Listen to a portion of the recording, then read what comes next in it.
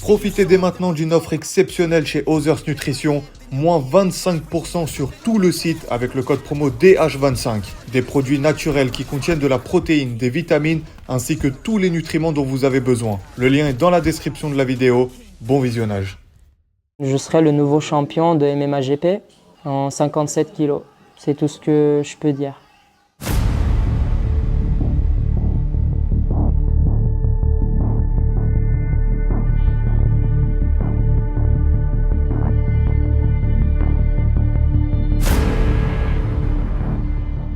The Soldier, c'est le soldat, ça vient de mon entraîneur parce que c'est lui qui m'a donné le surnom parce que à chaque fois il me dit un truc, j'exécute, je m'en fous, je pose pas des questions.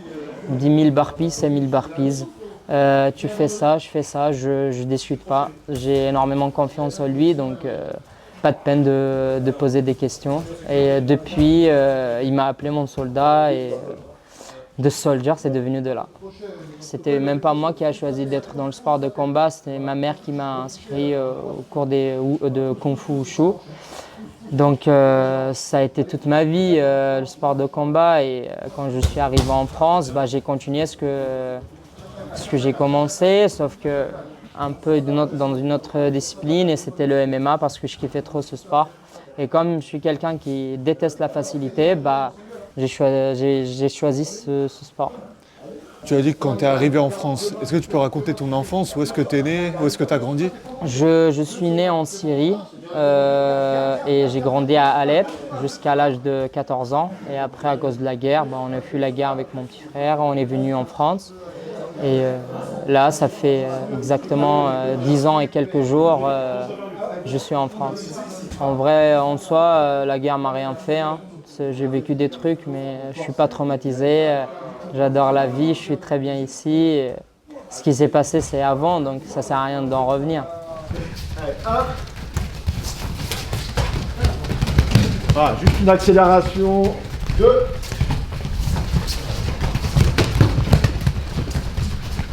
Qu'est-ce qui t'a donné, tu penses, ce caractère du soldat, comme tu dis? Tu rechignes pas, on te dit de faire tant, tu fais tant, tu vas chercher la difficulté. D'où ça vient ça, tu penses?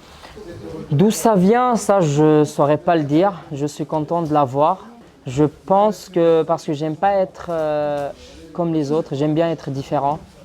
Et pour être différent, faut pas faire, faut faire les choses que les autres ne font pas. S'entraîner dur, accepter d'être vraiment dans le dureté et aimer ça, aimer être dans le dur. En général, c'est ne pas rester dans sa zone de confort. Et je répète encore une fois, d'où ça vient, je peux pas le dire, parce que même moi je sais pas. J'ai demandé à mes parents, ils le savent pas non plus, mais j'ai toujours été comme ça depuis que j'étais tout petit. Je suis d'accord quand les athlètes disent l'entraînement c'est le plus dur, le combat c'est le plus facile, mais le combat peut être très très très dur aussi. Mais c'est là où il faut prouver qu'on est un vrai combattant et vrai athlète parce que tout le monde c'est un champion quand c'est facile. Mais quand c'est dur, c'est là où les vrais champions apparaissent. Et c'est ça qui fait la différence entre les deux. Déjà, je ne dois rien à personne à part ma team et mon entraîneur. Okay, donc, je ne suis pas là pour prouver aux gens que ouais, regardez-moi.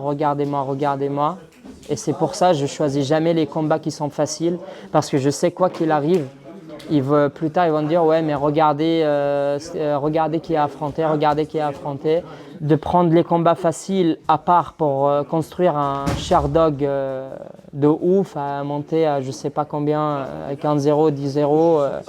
Alors à affronter que des chaussettes, ça ne m'intéresse pas parce que plus tard quand je vais affronter des vrais mecs, tout ça va se voir directement que c'est pas un dur, c'est pas un vrai athlète, il n'est pas intelligent, il n'a pas les acquis nécessaires pour justement affronter les gens qui sont hauts. Et moi, en regardant mon Sherdog, les 2-3 premiers combats, même mes débuts de carrière, j'ai pas affronté les chaussettes, j'ai affronté les gars sérieux, ce qui prouve ce que je suis, de soldier. Donc, Le bras qui est au crochet, je vais garder au contact, là. Je croise avec la deuxième main et je vais rouler sur le profil. Ok, toujours le même, on fait ça, des petits assauts sur 1 minute comme ça tranquillement. Donc là, je prépare mes actions, je rentre, hop, hop, là. J'isole son bras contre moi, je le garde bien verrouillé contre moi. La main au niveau du genou et je tombe sur le flanc. Gaëtan Hurtel, mon entraîneur, il a dit c'est pas au moment où vous devenez pro, ok, faut s'entraîner comme des pros. Non. Quand tu seras pro, quand tu passes en pro, c'est parce que tu as prouvé des choses, tu étais déjà en train de te comporter, de s'entraîner dur comme un pro. Et ça revient au même là, de prendre que des chaussettes et après, plus tard, prendre les durs, bah, on va avoir une très grosse difficulté parce que le temps d'adaptation et tout, ça va être dur. Donc, dès le début, on est dans le dur. Okay, ça va devenir comme une habitude d'être dans le dur. Et pour plus tard, pour prendre les mecs plus sérieux et tout, je n'ai pas dit que ça sera plus facile, mais on sera habitué à ce genre de confrontation. Notre école est connue quand on lutte bien. Notre sol est bien aussi, sol de MMA, lutte de MMA. Mais quand on est debout, on est très fort parce qu'on fait du MMA. On ne fait pas que pied-point ou que du lutte ou que de la lutte ou que du sol. On fait du MMA, donc mon style est complet. Il faut lutter, je vais lutter, je serai meilleur que les autres. Il faut y aller au sol, je serai meilleur que les autres. Pied-point aussi. Je m'en fous complètement que le spectateur, s'il va kiffer vraiment mon combat ou pas, parce que sans manquer de respect à tous les gens qui vont venir me voir combattre et tout, ça me touche, mais en même temps, c'est pas eux qui rentrent dans le combat. Être spectaculaire, c'est prendre des risques, peut-être des fois ça va coûter très très cher. Et au final, c'est ma santé qui est en jeu.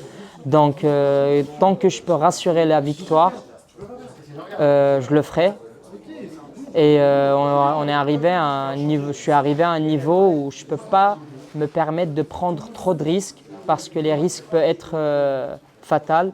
Un risque peut me coûter le combat. Et c'est surtout pas ce que je cherche. Mais comme mon style de combat est déjà complet et intelligent, ça fait déjà le choix en vrai. Donc, High level mixed martial arts is on a play. Oh! And look at that. Now he's dropped. That could be it. Wow! Is it? Ma relation avec la défaite, bah, c'est bizarre de le dire, mais faut pas être ennemi avec la défaite, ni ami. La défaite, c'est comme si quand on parle avec quelqu'un qu'on le déteste, mais qui est très sage et peut nous apporter des choses. Je sais pas moi, un prof qu'on n'a jamais aimé, mais il donne toujours des bons conseils. C'est pareil, c'est pas parce que j'ai perdu, je vais être dans ma chambre à pleurer, à rien faire, non. J'ai perdu, ok, faut que je sache pourquoi j'ai perdu, qu'est-ce que j'ai fait de mal. Il faut apprendre de la défaite et c'est comme une phrase que je répète tout le temps. C'est une phrase en anglais, c'est Never let win to get to your head or lose get to your heart. Ne laisse jamais la victoire remonter à ta tête ou la défaite descendre à ton cœur, bah, qui veut tout dire. Faut pas, en cas de victoire, j'ai la grosse tête et c'est bon, on regarde pas le combat parce que de toute façon j'ai gagné. Et quand j'ai perdu, bah ok, j'arrête l'entraînement, rester, pleurer parce qu'au final, pleurer, être dans le mal, ça va rien m'apporter. C'est revenir à l'entraînement, apprendre voir comment j'ai perdu et corriger ces erreurs-là qui vont me faire progresser. Est-ce qu'il y a une défaite en particulier qui t'a marqué ou dont tu as su tirer énormément d'enseignements ? Oui, bien sûr. Il y a une défaite qui m'a servi vraiment de leçon et j'ai beaucoup évolué de ça. C'est mon premier combat contre Mikhail Konguichev. C'était pour le tournoi de 100% Fight. Je ne me rappelle plus le numéro de 100% Fight, mais c'était le tournoi pour la ceinture de 57 kg où j'étais favori et sur une connerie, j'ai fait boum, je tombe KO premier round et ça m'a permis vraiment d'évoluer tant qu'un athlète. Et tu as pris ta revanche derrière ? J'ai pris ma revanche 2 ans après où j'ai gagné à la décision et c'était quand j'ai défendu ma ceinture de 100% Fight. C'était important pour toi de prendre ta revanche ou... C'était vraiment important pour moi de reprendre ma revanche, oui.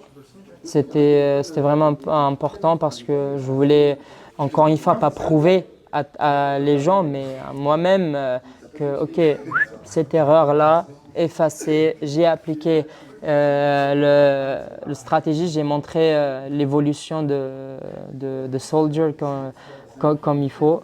Parce qu'il y a trop de gens, après ma défaite, ils ont dit « Ah ok, d'accord, il n'est pas aussi fort qu'on le croyait, nanana et tout. » Bon bah, ils ont bien vu.